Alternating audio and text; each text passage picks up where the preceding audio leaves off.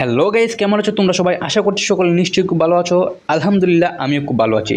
তো গাইস, তোমরা জানো আমি কিন্তু সপ্তাহে 2বার ফ্রি ফায়ারের ভিডিও দিয়ে থাকি। তো আমি এখন থেকে চাচ্ছি যে যারা নতুন প্লেয়ার আছো তারা কীভাবে ফ্রি ফায়ার খেলবে এটা নিয়ে একটা সিরিজ আমি চালু করতে চাচ্ছি। তো তোমরা যারা নতুন প্লেয়ার আছো না, তারা কীভাবে প্রো প্লেয়ারদের মতো খেলবে এবং তোমরা কী কী মিস্টেক করো ফ্রি ফায়ার খেলার সময়, যার জন্য তুমি সবসময় ব্রোঞ্জ বা প্লাটিনামে আটকে পড়ো, হিরোইক বা মাস্টারে যেতে পারো না, গ্র্যান্ড মাস্টারে যেতে পারো না। তো তাদের জন্য কিন্তু আমি কিছু ভিডিও বানানোর জন্য সিদ্ধান্ত নিয়েছি। তো তোমরা যারা ফ্রি ফায়ারের নতুন প্লেয়ার আছো না, তারা অবশ্যই ভিডিওগুলো দেখবে। আশা করছি নতুন প্লেয়ার যারা আছো তাদের জন্য ভিডিওগুলো খুব হেল্পফুল হবে। আস্তে আস্তে আমি আরও অনেক ভিডিও বানাবো, তবে নতুনদের দিয়ে আমি শুরু করতে চাচ্ছি। তো নতুনদের জন্য ভিডিওটা কিন্তু খুবই ইন্টারেস্টিং হতে চলেছে গাইস, তোমরা অবশ্যই ভিডিওটি গুরুত্ব দিয়ে দেখবে। আর ভিডিওটি যদি ভালো লাগে তাহলে ভিডিওটিকে একটি লাইক করে দিও গাইস। আর তোমরা কমেন্ট করে জানিও যে এই সিরিজটি আমি চালু রাখবো কিনা। তোমরা যদি বলো ভাই আরও এই ধরনের ভিডিও আনেন, আমরা চাই আরও ভিডিও, তাহলে কিন্তু আমি অবশ্যই এই সিরিজটা চালু রাখবো। না হলে কিন্তু গাইস আমাকে বন্ধ করে দিতে হবে। তো চলো আর বেশি কথা না আমার এই ভিডিওটি শুরু করা যাক।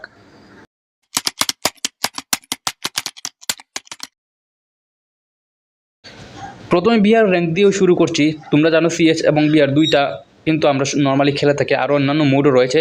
তবে নামার সময় তোমরা একটা ভুল করে থাকো, তোমরা যেখানে ইচ্ছা সেখানে নেমে পড়ো, এটা করবে না। তোমরা অবশ্যই লোকেশন সিলেক্ট করে দিবে। এখানে দেখতে পাচ্ছ আমি লোকেশনটা সিলেক্ট করে দিচ্ছি এবং নীল রঙের একটা রেখা কিন্তু ম্যাপের মধ্যে দেখা যাচ্ছে।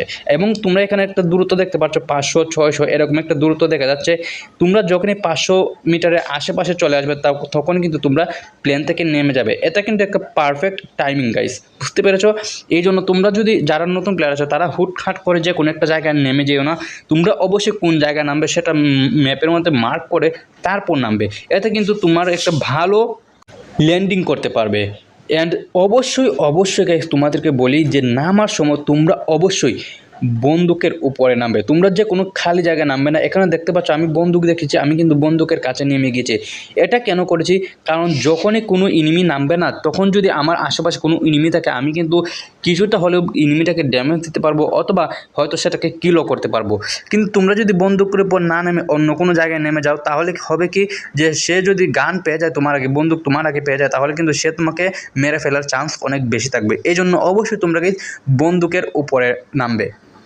এমন যেন না হয় যে তুমি অনেক দূরে নেমেছো এবং তোমাকে একটু দূর গিয়ে সামনে গিয়ে হয়তো তোমাকে বন্দুক আনতে হতে পারে। এরকম হলে কিন্তু অনেক সময় তোমার মরে যাওয়ার চান্স থাকে। যদিও এখানে আমার আশেপাশে কোনো এনিমি নামেনি, আমি এখানে কিন্তু স্কোয়াডে খেলছি, ঠিক আছে? তো এখানে আরেকটা বিষয় বলে রাখি, তোমরা যারা স্কোয়াডে খেলো না তারা অবশ্যই টিমমেটদের সাথে সাথে থাকবে, ঠিক আছে? তোমরা একত্র হয়ে খেলবে, এতে কিন্তু তোমাদের জেতার চান্স অনেক বেশি থাকবে। আর কথাই তো আছে যে একতাই হচ্ছে বল। তো অবশ্যই তোমরা টিমমেট একসাথে থাকবে। তবে কোনো কারণে যদি তোমার কোনো টিমমেট মারা যায়, তাহলে কিন্তু তোমাকে একটু বুদ্ধি করে একটু দূরে সরে গিয়ে তাদেরকে রিভাইভ করে আসতে হবে, ঠিক আছে? তারপর কথা বলি গাইস গান কম্বিনেশন নিয়ে। তোমরা অবশ্যই গাইস গান হাতে যখন রাখবে, একটা শর্ট রেঞ্জ এবং একটা লং রেঞ্জের গান রাখবে। অর্থাৎ একটা শর্ট রেঞ্জ অথবা মিড রেঞ্জ এবং একটা লং রেঞ্জের গান কিন্তু তোমরা রাখবে।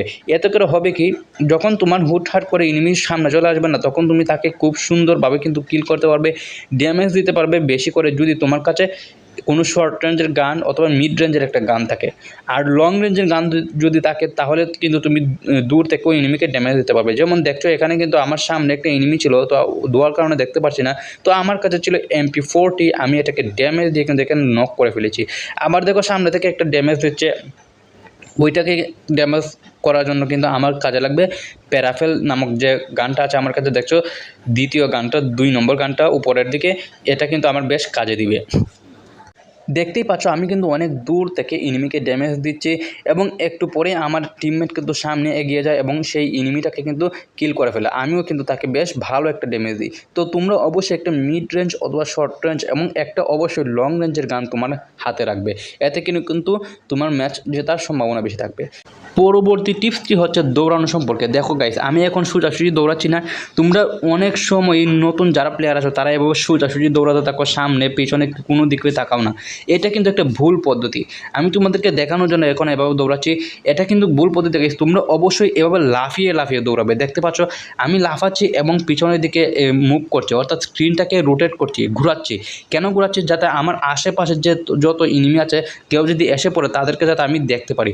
তোমরা অবশ্যই এবার লাফিয়ে ঘুরবে এবং লাফাতে লাফাতে কিন্তু সামনে এগিয়ে যাবে, ঠিক আছে? এতে করে কিন্তু পিছন থেকে যদি কোনো কারণে তোমাকে এনিমি ড্যামেজ দেয়ও, খুব একটা বেশি কিন্তু গুলি তোমার গায়ে লাগবে না। তো এতে করে কিন্তু তোমার ড্যামেজ খাওয়ার সম্ভাবনা অনেক কমে যাবে। তো তোমরা অবশ্যই এবার লাফিয়ে লাফিয়ে চলাচল করবে এবং লাফিয়ে লাফিয়ে দৌড়াবে, এতে করে কিন্তু বেশ ভালো একটা সুবিধা পাবে গেমের মধ্যে।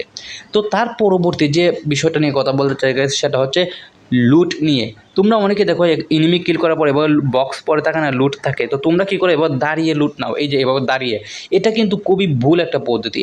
আবার তোমরা অনেক সময় কী করো যে লুটের কাছে গিয়ে বসে লুট নাও, এটাও কিন্তু একটা ভুল পদ্ধতি। কেন ভুল পদ্ধতি গাইস?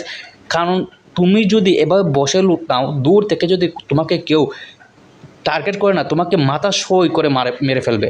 তো এটা করা যাবে না। তো এখানে দেখতে পাচ্ছ আমি ঘুরে ঘুরে লুট করছি, এভাবে ঘুরে ঘুরে বা দাঁড়িয়ে ঘুরে ঘুরে লুট করছি। এতে করে হবে কি, দূর থেকে কেউ যদি আমাকে স্পট করেও ফেলে, আমাকে কিন্তু অত সহজে ড্যামেজ লাগাতে পারবে না, অন্তত হেডটা কিন্তু খুব সহজে মারতে পারবে না, যদি বডি ড্যামেজ কিছুটা লাগেও।